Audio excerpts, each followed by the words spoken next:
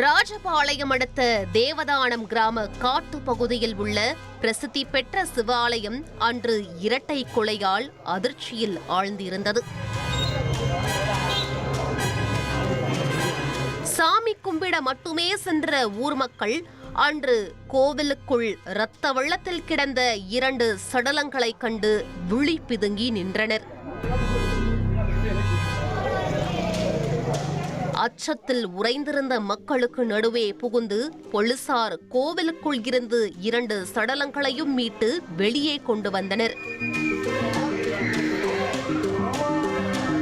கொல்லப்பட்ட இருவரும் பல ஆண்டுகளாக இந்த கோவிலை இரவு நேரத்தில் காவல் காத்து நின்ற காவலாளிகள். உண்டியலை திருட வந்த களவாணி கும்பல் கோவிலுக்குள் வைத்தே காவலாளிகளை கொன்று வீசி இருக்கிறார்கள்.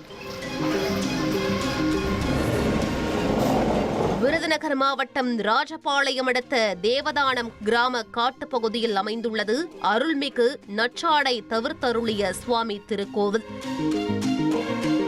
சுமார் 1000 ஆண்டுகள் பழமை வாய்ந்த இந்த சிவாலயம் சோழர் காலத்தில் கட்டப்பட்டது. அறநிலையத்துறைக்கு பாத்தியப்பட்ட இந்த ஆலயம் தென்னகத்தின் பஞ்சபூத சிவஸ்தலங்களில் ஆகாய ஸ்தலமாக விளங்கி வருகிறது.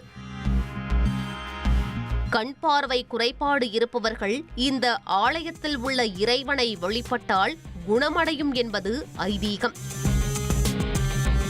இதனால் இந்த ஆலயத்திற்கு அதிகளவில் பக்தர்கள் வருகை தருவதுண்டு. அப்படிப்பட்ட பிரசித்தி பெற்ற ஆலயத்தை காவலாளிகள் இரவு பகல் என மாறி மாறி காவல் காத்து வருகின்றனர். அதில் தேவதானம் கோவில் தெருவில் வசித்து வரும் பேச்சிமுத்து என்பவரும், சாஸ்தா கோவில் ரோடு வடக்கு தெருவை சார்ந்த சங்கரபாண்டியன் என்பவரும் இரவு நேர காவலாளியாக பணியாற்றி வந்துள்ளனர். இதனை அடுத்து காலை 7 மணியளவில் கோவில் நிர்வாகத்தினர் வழக்கமாக கோவிலுக்கு வந்தபோது சிறிய கதவு மட்டும் திறக்கப்பட்டிருந்தது. இதனை கண்டு அதிர்ந்தவர்கள் உடனே உள்ளே சென்று பார்த்திருக்கிறார்கள். அப்போதுதான் அவர்களுக்கு காத்திருந்தது பெரும் அதிர்ச்சி.